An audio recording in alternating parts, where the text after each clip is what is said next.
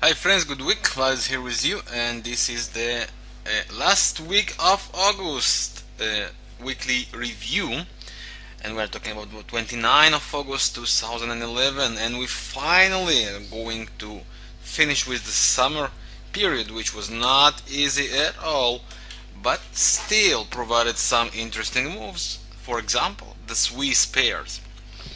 Now let's go over the charts and see what the market will have for us this week, probably.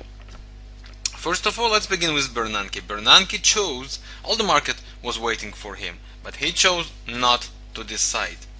Bernanke, all he did was to actually delay the decision till close to the end of September, 2021 of September.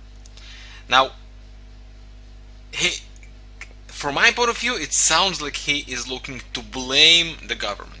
He is looking to blame Obama and Gatter, and he does not want to make any decisions as long as he can.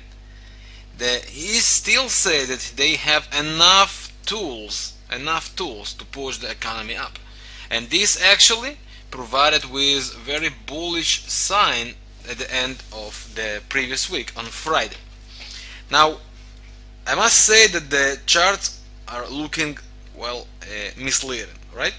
But if you take a look on the majors, for example, euro, dollar, pound dollar, New Zealandian dollar, and Australian dollar, you will see the same.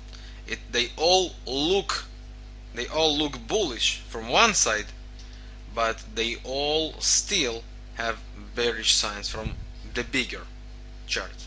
So I think that only based on Bernanke's word, the market will continue up. But it's only a bet because I have no idea how the market is going to open the week. It's only a bet just based on fundamental stuff. Let's go over the chart and see some opportunities that we might have during this week. Let's begin with the euro, which has the resistance line plus the trend line, right? The same area around 145.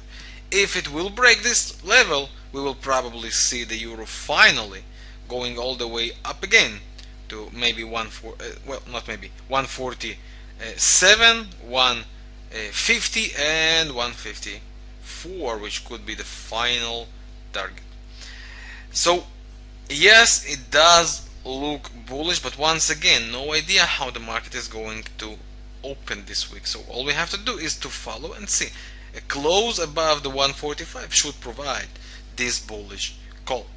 Let's take a look on the British pound. Instead of the not as the euro, it crossed the 20-MA, retraced to test it, and still below it. It's a weird sign.